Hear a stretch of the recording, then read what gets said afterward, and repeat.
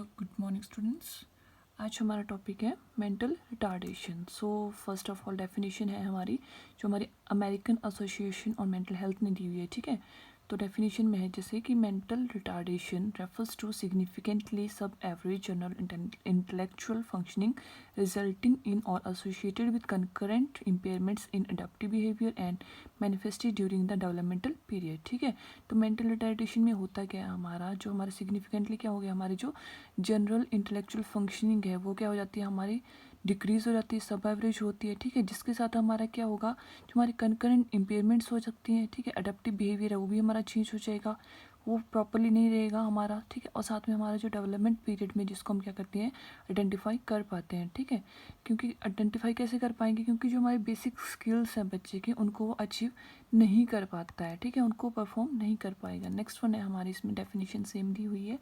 ठीक है, उसके बाद बता रहे हैं कि मेंटल रिटार्डेशन में क्या रहता है, हमारा जो हमारी डिसेबिलिटी है। ठीक है, इसमें हमारा क्या होगा, जो नॉर्मल इंटेलिजेंस है वो हमारी क्या हो जाती है, लोअर हो जाएगी एज़ कम्पेयर टू नॉर्मल से। ठीक है, अगर हमारी डिक्रीज हो रही है तो उसके करके क्या हो जाएगा, हमारा जो डेली लिविंग स्किल्स है वो भी क्या हो जाएंगे, डिक्रीज हो जाएंगे, लिमिटेड हो जाएंगे। ठीक है, और उसके बाद बोल रहे हैं कि हमारी जो मेंटल रिटार्डेशन है, या तो हमारे अर्ली बर्थ पे भी हम इसको क्या कर सकते हैं, आइडेंटिफाई कर सकते हैं, या फिर जो हमारा अर्ली पीरियड ऑफ लाइफ रहता है, डेवलपमेंटल पीरियड जिसको हम बोलते हैं, उस टाइम पे भी क्या होता है, ये आइडेंटिफाई कर सकते हैं। ठीक है, उसके बाद हमारे एपिडेमियोलॉजी के बारे में बताया है, जैसे हमारा अबाउट इसमें बता रहे हैं कि 3% ऑफ वर्ल्ड पॉपुलेशन जो हमारी एस्टिमेट की गई है। ठीक है, थ्रू सर्वे, थ्रू रिसर्चेज जिसको हम पता चलता है। ठीक है, जो हमारा मेंटली रिटार्डेड है 3% पॉपुलेशन। उसके बाद इंडिया में बोल रहे हैं कि हमारे 5 आउट ऑफ 1000 चिल्ड्रन भी हमारे क्या रहते हैं, मेंटली रिटार्डेड है। ठीक है, उसके बाद हमारे बोले कि मेंटल रिटार्डेशन हमारा मोर कॉमन रहता है हमारा बॉयज़ में एज़ कम्पेयर टू गर्ल्स। ठीक है, उसके बाद है हमारा नेक्स्ट वन की विद सीवियर जो हमारा प्रोफाउंड मेंटल रिटार्डेशन है हमारा मोर्टेलिटी का, वो रहता है हमारा हाई रहता है एसोसिएटेड, जिसमें हमारी फिजिकल डिजीज भी हमारी प्रेजेंट रहती है। ठीक है, एसोसिएशन में। उसके बाद हमारे नेक्स्ट है causes of mental retardation. First one है हमारा इन्फेक्शंस। ठीक है, इन्फेक्शंस में हो सकता है हमारा प्रेजेंट हो सकता है, हमारा एट बर्थ भी हो सकता है, या फिर हमारा आफ्टर बर्थ भी जो अक्कर हो रहा है बच्चे में। नेक्स्ट वन है हमारा कोई भी हमारी क्रोमोसोमल एबनॉर्मेलिटी हो रही है उसके करके हो रहा है, या फिर हमारा कोई ड्यूरिंग डिलीवरी कोई हमारी प्रॉब्लम हुई थी उसके करके हो सकता है, प्रॉब्लम एट बर्थ हो सकता है। ठीक है, या फिर हमारा हो सकता है कोई भी डिजीज़ कंडीशन को एक्सपोजर हो रहा है। फॉर एग्जांपल जैसे हमारा बताया वूपिंग कफ हो गया, मीजल्स हो गया, मेनिंजाइटिस हो गया, या फिर हमारी टॉक्सिन्स हो गई, पॉइजन हो गया, लिड हो गया, मर्करी हो गया। इन सब किसी भी चीज़ के एक्सपोजर में अगर जो बच्चा आ रहा है तो ये सब हमारी चीज़ें क्या करती है, कॉज कर देती है हमारी मेंटल रिटार्डेशन को। ठीक है, उसके बाद है हमारे नेक्स्ट वन बता रहे हैं कि फैक्टर्स अफेक्टिंग मेंटल रिटार्डेशन कौन कौन से हो सकते हैं। फर्स्ट वन हमारे पास बताएं जेनेटिक फैक्टर्स, जेनेटिक में भी हमारे बताएं इसमें क्रोमोसोमल एबनॉर्मेलिटीज़ कौन कौन से इसमें प्रेजेंट हो सकती हैं। फर्स्ट वन है हमारा Down syndrome, fragile X syndrome, trisomy of X syndrome, cat cry syndrome and Prader Willi syndrome. ये सारे हमारे जेनेटिक फैक्टर्स हैं। ठीक है, उसके बाद है हमारा क्रेनियल मालफॉर्मेशंस में, जैसे हमारा हाइड्रोसफेली हो गया, मेटाबॉलिक डिसऑर्डर्स में फिनाइल केटोन्यूरिया हो गया, विल्सन डिजीज़ हो गया। ठीक है, गैलेक्टोसीमिया हो गया। ये सारे हमारे मेटाबॉलिक डिसऑर्डर्स में आती है। फर्दर हमारे किसको लीड करेंगे, मेंटल रिटार्डेशन को। ठीक है, उसके बाद नेक्स्ट वन है हमारा ग्रॉस डिसीज ऑफ ब्रेन, जिसमें हमारा आता है ट्यूबरस स्क्लेरोसिस आता है, न्यूरोफाइब्रोमेटोसिस आता है, एपिलेप्सी हो सकता है। ठीक है, उसके बाद नेक्स्ट आते हैं हमारे प्रीनेटल फैक्टर्स। प्रीनेटल में इन्फेक्शंस हो सकता है, रुबेला हो गया, साइटोमेगालोवायरस हो गया, सिफिलिस हो गया, टॉक्सोप्लाज्मोसिस हो गया, हर्पस सिम्प्लेक्स वायरस हो गया। ठीक है, इनमें से कोई भी इन्फेक्शन से अगर इफेक्ट हो रहा है। उसके बाद हमारे एंडोक्राइन डिसऑर्डर्स आते हैं, हाइपोथायराइडिज्म हो गया, हाइपोपैराथायराइडिज्म हो गया। ठीक है, डायबिटीज मेलाइटस हो गया। ये फैक्टर्स भी हमारे लीड करेंगे मेंटल रिटार्डेशन को।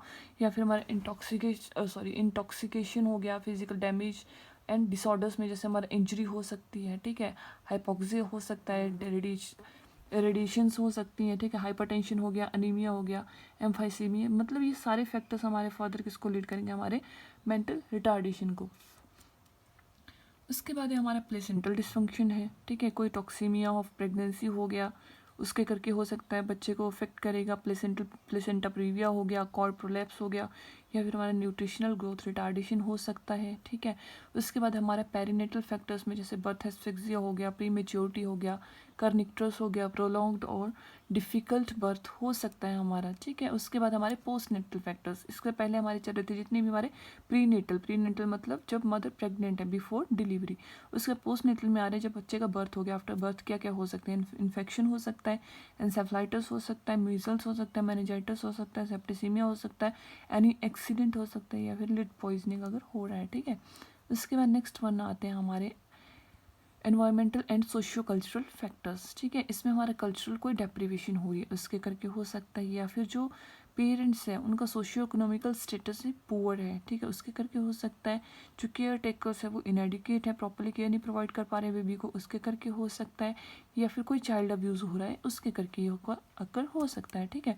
उसके बाद फर्दर हमारी क्लासिफिकेशंस आती है मेंटल रिटार्डेशन की, 4 क्लासिफिकेशंस है। तो फर्स्ट वन है हमारी माइल्ड रिटार्डेशन, ठीक है, जिसमें हमारा IQ रहता है 50 to 70 के बीच में, ठीक है। और ये हमारा मोस्ट कॉमन टाइप है हमारा मेंटल रिटार्डेशन में, जो हमारा 85 to 90% ऑफ केसेस में प्रेजेंट होता ही होता है, ठीक है। और इसमें हमारे इंडिविजुअल्स में क्या रहता है, मिनिमम रिटार्डेशन रहती है हमारी सेंसरी मोटर एरियाज में। उसके बाद है हमारा मॉडरेट रिटार्डेशन, जिसमें हमारा IQ रहता है 35 to 50 के बीच में। और इसमें हमारे बता रहे हैं कि जो 10% ऑफ मेंटली रिटार्डेड इसमें हमारे जो पेशेंट्स प्रेजेंट होते हैं, ठीक है। उसके बाद है हमारा सीवियर रिटार्डेशन, सीवियर में आते हैं हमारे IQ अगर 20 से लेकर 35 के बीच में जो प्रेजेंट हो रहा है, ठीक है। तो इसमें हमारा सीवियर मेंटल रिटार्डेशन हमारा कब रिकॉग्नाइज करेंगे अर्ली लाइफ में, जिसमें हमारा पुअर मोटर डेवलपमेंट इसमें प्रेजेंट होगा या अब्सेंट हो सकता है, ठीक है। और उसके साथ हमारा जो स्पीच और कम्युनिकेशन स्किल भी इसमें हमारे क्या रहते हैं, डिले हो जाते हैं, पुअर होते हैं इन पेशेंट्स के, ठीक है। उसके बाद हमारा प्रोफाउंड रिटार्डेशन, प्रोफाउंड में हमारा जो IQ है वो बिलो 20 हो जाएगा, ठीक है। उसके बाद ये बोल रहे हैं हमारा जो ये किस ग्रुप को अफेक्ट करेगा, मेनली हमारे 1 to 2% of all mentally retarded groups को क्या करता है, इन्वॉल्व करता है, ठीक है। उसके बाद है हमारे जो माइलस्टोन्स बच्चे के अकॉर्डिंग टू एज उसने अचीव करने हैं इस एज ग्रुप में, वो अचीव नहीं कर पाता है अगर बच्चे को प्रोफाउंड रिटार्डेशन होता है, ठीक है। उसके बाद है हमारा साइन एंड सिम्टम्स बताने के क्या क्या हो सकते हैं। फर्स्ट वन है हमारा failure to achieve developmental milestones, ठीक है। या फिर हमारा कोई डेफिशिएंसी हो सकती है, हमारी कॉग्निटिव फंक्शंस को प्रॉपर्ली नहीं परफॉर्म कर पाएगा वो, ठीक है। जो हम कमांड्स दे रहे हैं, जो भी हम डायरेक्शंस दे रहे हैं, जो हम रूल रेगुलेशंस उसको फॉलो करवा रहे हैं उनको नहीं करेगा, उनको फॉलो नहीं करेगा वो, ठीक है। उसके बाद है हमारा failure to achieve intellectual development markers हो सकता है, ठीक है। जो बच्चे की एबिलिटी टू लर्न है वो भी हमारी रिड्यूस्ड हो जाएगी, जो हमारा एकेडमिक डिमांड्स हैं उनको फुलफिल नहीं कर पाएगा, ठीक है। उसके बाद है हमारा एक्सप्रेसिव और रिपिटेटिव लैंग्वेज हो सकती है बच्चे की, ठीक है।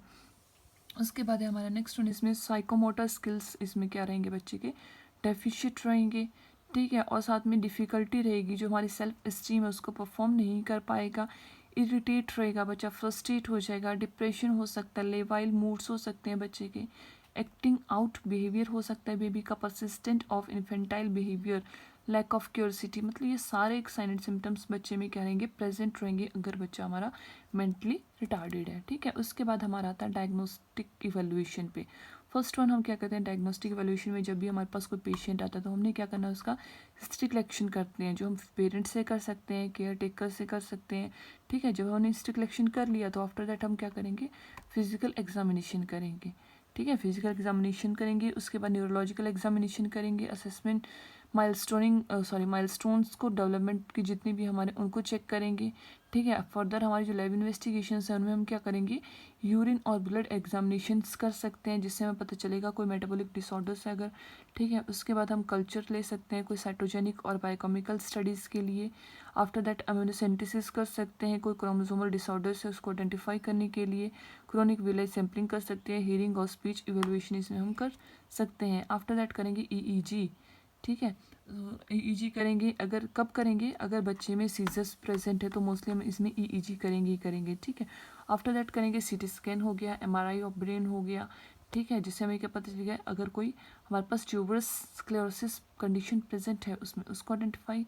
उसके बाद है हमारा थायराइड फंक्शन टेस्ट करेंगे, ठीक है। उसके बाद हमारे साइकोलॉजिकल टेस्ट करेंगे, जैसे हमारा स्टैनफोर्ड बैनेट इंटेलिजेंस स्केल होता है, वेशलर इंटेलिजेंस स्केल हो गया, ठीक है, जिसमें हम क्या करते हैं कुछ इसमें टास्क प्रोवाइड करते हैं बच्चे को, ठीक है, अकॉर्डिंग टू देयर टास्क हम प्रोवाइड करेंगे जिसमें पता चलेगा कि बच्चा उसमें उसको प्रॉपरली परफॉर्म कर रहा है या नहीं कर रहा है, ठीक है। उसके बाद हम आते हैं ट्रीटमेंट मोडेलिटीज़ के ऊपर।